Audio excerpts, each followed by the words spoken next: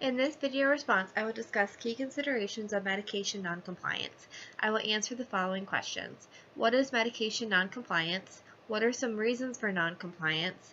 What are the risks involved with noncompliance? And finally, what are strategies for addressing noncompliance with my clients? First of all, what is medication noncompliance?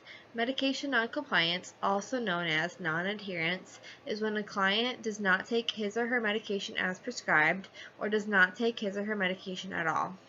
Medication noncompliance is all too familiar in developing countries.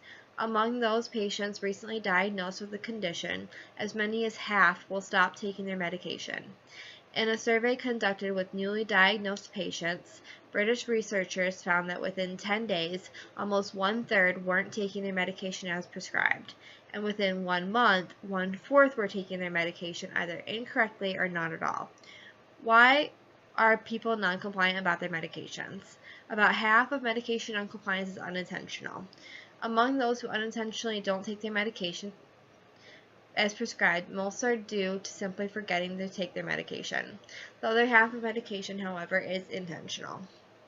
One reason these individuals may refuse to take their medication is due to cost.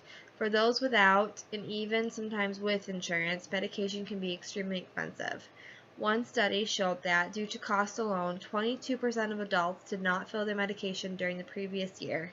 In addition to this figure, 14% compensated for the cost by taking a smaller dose of their medication than what was actually instructed. Finally, 16% took their medication less frequently than instructed. Considering this, noncompliance is highest in those with lower incomes. Even some individuals who can afford to take their medications as prescribed choose not to for a variety of reasons. The first is side effects.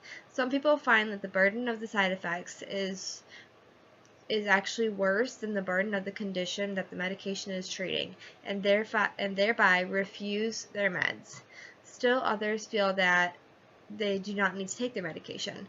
They feel they are just fine without it.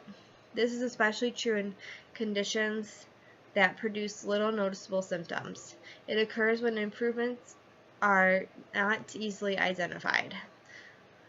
For example, about half of all patients taking cholesterol medication will stop the medication within the first year for these reasons. Others may question the safety or legitimacy of the medication or choose to go the natural route with herbs and modified nutrition. What are the risks of medication noncompliance? There are several complications involved with not taking one's medication as prescribed.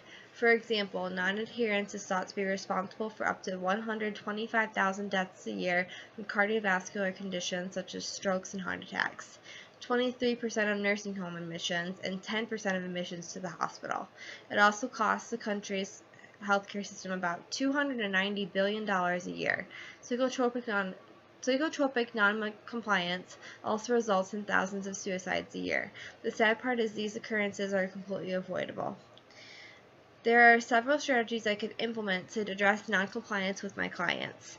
Since the primary reasons for not taking medication include cost, side effects, feeling fine without the drug, and questioning safety and legitimacy of the drug, I will focus on responding to these. First of all, I would begin by asking my clients why they are not complying with their medications as prescribed. If the reason is cost, I would discuss resources with my client that they could utilize to assist him or her with their medication costs. Examples include Medicaid or Medicare, talking to one's doctor about accessing free samples for a period of time or switching to the drug's generic form, using government prescription assistant programs, using nonprofit prescription assistant programs such as Needy Meds, RxAssist, or GoodRx, and contacting the pharmaceutical company that makes the drug for assistance. If the reason is side effects, we could discuss switching to a similar medication without these same side effects, or discuss ways of coping with the side effects. These could include seeing a nutritionist if the adverse side effect is weight gain, or starting probiotics or a fiber supplement if the adverse side effect is constipation. If the reason is feeling like one does not need to take the medication to begin with, I would brainstorm a list with them of all the instances in which their mental illness has negatively affected their life and a list of what areas medication could help with. I would also help my client brainstorm a pros and cons list of taking medication. If the reason is questioning the safety and legitimacy of the medication, I would conduct my own research on the medication suggested by the doctor, on success stories and safety concerns, and then discuss my findings with my client. And finally, if my client is simply forgetting to take their medication, we could discuss methods such as setting an alarm, creating a routine worked into their daily routine, or putting medication in a spot where it won't be forgotten, such as next to car keys for the morning meds or mouthwash for evening meds. Medication noncompliance is an enormous problem in the U.S. healthcare system today. There are many reasons why an individual may be noncompliant with their meds, and it is up to me as a counselor to do my best to combat these reasons with my own clients. Thank you for listening.